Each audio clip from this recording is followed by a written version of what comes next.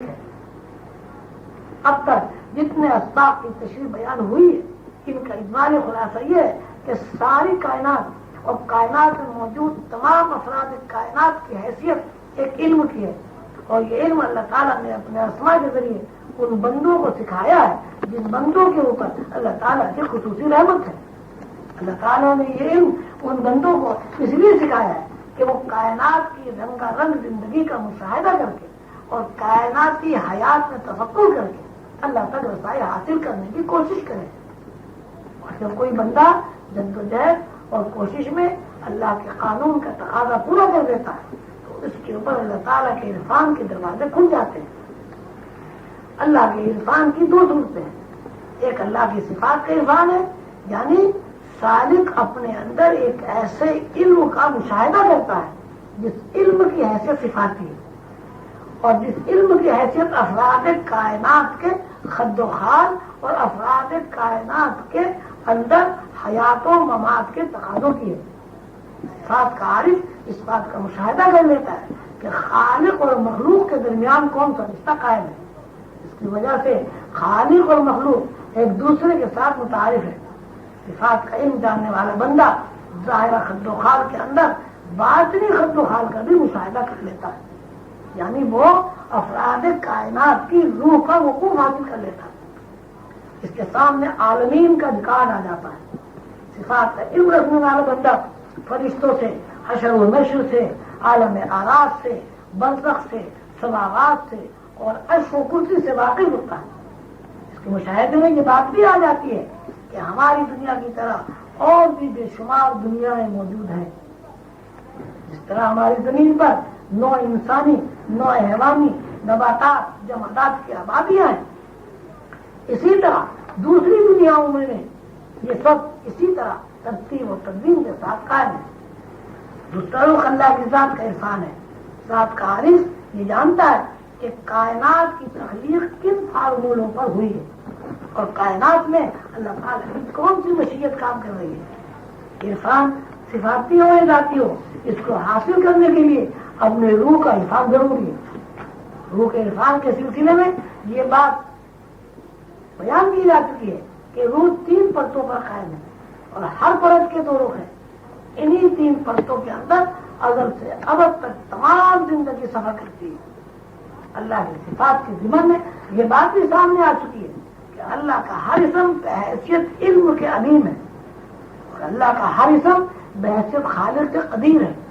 اس بات کو اس طرح کہا جا سکتا ہے کہ اللہ کا ہر اسم 3 تجلیوں کا مجموعہ ہے اور اللہ کے ہر اسم کی حکمرانی کسی نہ کسی درجے میں کائنات کے اوپر محیط ہے۔ انہی تجلیات کا حضور مختلف مدارج میں ہوتا رہتا ہے۔ اللہ کی ذات کا عرفان جن انوار سے ہوتا ہے، ان انوار کا نام ہے تصویر ہے۔ یہ بات مزید وضاحت طلب ہے کہ روح کے 3 پرتوں کو اللہ کی انوار کی 4 نہریں، یہ 4 آبشاریں سیراب کرتی ہیں۔ پہلی نہر یا پہلی آبشار کا نام نہر تصویر ہے۔ نہر تصویر لطیفہ اخفا میں نزول کرتی ہے۔ اتنے بھی نوعوں کے اندر لطیفہ اخفا موجود ہے۔ اس نورانی آبشار کے ذریعے ہر نوع کا لطیفہ اخفا ایک دوسرے سے متعارف اور روشناس ہے۔ ہم جب علم کا تذکرہ کرتے ہیں تو علم کو سیکھنے کے لیے، علم کو محفوظ کرنے کے لیے حافظ کا نام دیتے ہیں۔ نہر تصویر کے انوار ہی وہ شعاعیں ہیں، یا وہ انوار ہیں، یا وہ تجلی ہے جو انسان، جنات اور زیرو افراد کے اندر حاضر بنتی ہے۔ ہم جب کسی چیز کو یاد کرنا چاہتے ہیں یا کسی بھولی ہوئی چیز کو شعور کے اندر محسوس کرتے ہیں تو یہ کام حافظ کا ہے۔ اس کا بہت آسان اور مختصر الفاظ میں بیان کرنا اس طرح ممکن ہے کہ کائنات میں ازل سے ابد تک کا تمام ریکارڈ اور تمام معلومات کا ذخیرہ اسی نہر تصویر کے ذریعے قائم ہے۔ اگر سالک اس ذخیرے سے استفادہ کرنے کی صلاحیت حاصل کر لے تو لاکھوں سال بعد کے، یہ لاکھوں سال پہلے کے زمانوں کے اندر گزرے ہوئے واقعات، حادثات کو دیکھ سکتا ہے۔ لطیفہ اخفا کے اندر کائنات سے متعلق جو اجزاء منتقل ہوتے ہیں وہ بھی نہر تصویر کی شعاعوں کے ذریعے منتقل ہوتے ہیں۔ اس کا مطلب یہ ہوا کہ کائنات کی تخلیق سے پہلے اللہ کے ذہن میں کائناتی تخلیقی پروگرام جس طرح موجود تھا وہ سب میرے تصویر کے ذریعے لطیف اخفا میں نزول کرتا رہتا ہے ہر وقت، اور کائنات کی ہر حرکت میرے تصویر سے شروع ہوتی ہے اور اس میرے تصویر پر اس کی تکمیل ہو جاتی ہے۔ ابتدا اور تکمیل کا یہ سلسلہ ہر آن اور ہر لمحہ جاری و ساری ہے۔ زندگی کی ہر حرکت اللہ کے ذہن سے شروع ہوتی ہے اور اللہ کے ذہن میں لوٹ جاتی ہے۔ زندگی کی ہر حرکت اللہ کی صفت خالقیت کی حدود میں ظاہر ہوتی ہے۔ یہی وجہ ہے کہ اللہ کی صفات کا سہارا لیے بغیر کسی حرکت کا وجود میں آنا ممکن نہیں ہے۔ اخفا جن انوار کا نام ہے جس کو میرے تصویر کہا گیا ہے، تصوف میں سر بھی کہتے ہیں۔ سر وہ انوار ہے جو اعلیٰ ترین شعور رکھنے والے برگزیدہ بندوں کو نظر آتے ہیں۔ یہ بتایا جا چکا ہے کہ اللہ کی ذات کا عرفان انہی انوار جس کا نام میرے تصویر ہے حاصل ہوتے ہیں۔ باقی تینوں میرے اور ان کے انوار سے صفات کا عرفان حاصل ہوتا ہے۔ ذات تک رسائی حاصل کرنے کے لیے لطیف اخفا اور میرے تصویر کے علم کا جاننا ضروری ہے۔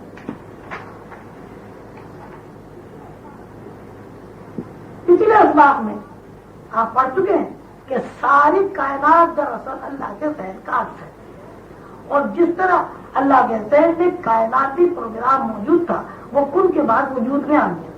یہ بات بھی پوری طرح واضح ہو چکی ہے کہ تخلیق کے پہلے مرحلے میں اسرار کائنات یہ انسان ایک گمشدگی کے عالم میں تھا۔ اس کو نہ سماعت حاصل تھی نہ بصارت، کیونکہ سماعت اور بصارت دونوں حاصل نہیں تھی، اس لیے اس کی اپنی ذات کے بارے میں کوئی علمی حیثیت بھی نہیں تھی۔ اللہ نے جب خود کو افراد کائنات سے متعارف کرایا اور خود مخلوق کے سامنے ہو کر آواز کے ساتھ مخلوق کو مخاطب کیا تو مخلوق کے اندر سماعت اور بصارت کے ساتھ ساتھ اپنے ہونے کا بھی ادراک ہوا، اور ساتھ ہی ساتھ وہ علمی حیثیت میں یہ بھی جان گیا کہ میری حیثیت مخلوق کی ہے۔ اس تشریح کے بعد اس حقیقت پر سے پردہ اٹھ جاتا ہے کہ انسان کا اور تمام کائنات کا اللہ کے ساتھ ایک اٹوٹ رشتہ ہے۔ یہ رشتہ ہمارے اندر دو رخ متعین کرتا ہے، ایک رخ کا نام احساس ہے اور دوسرے رخ کا نام محسوس کرنا ہے۔ جس طرح مخلوق نے یا انسان نے اللہ کو دیکھ کر اپنے لیے یہ احساس کیا تھا کہ میں مخلوق ہوں، مغلوب ہوں، یا کسی کی تابع ہوں، یا میری حیثیت اپنی ذاتی نہیں ہے، یہی قانون پوری زندگی پر حاوی ہے یا عالمین میں جاری و ساری ہے، اور یہی لوح محفوظ کا قانون ہے۔ آپس میں جب دو دوست یا دو افراد ملتے ہیں یا ایک دوسرے کو دیکھتے ہیں تو اس دوست کا اثر قبول کرتے ہیں۔ یہ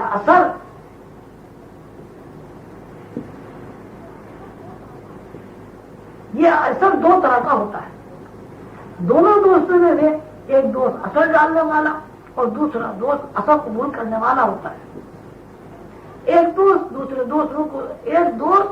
دوسرے دوست کو دیکھ کر اپنی معلومات کے مطابق کوئی رائے قائم کرتا ہے، یعنی دوسرے دوست کی صفات کو بطور احساس اپنے اندر قبول کرتا ہے۔ صفات کو قبول کرنے کا مطلب یہ نکلتا ہے کہ اس دوست کی صفت کو قبول کر کے اپنی محکومیت کا اعتراف کیا ہے۔ یہ قانون انسان، حیوانات، سماوات، نباتات سب میں مشترک ہے۔ درخت کو ہم اس وقت تک درخت تسلیم نہیں کرتے جب تک درخت کی صفات کو اپنے اندر قبول نہ کر لیں۔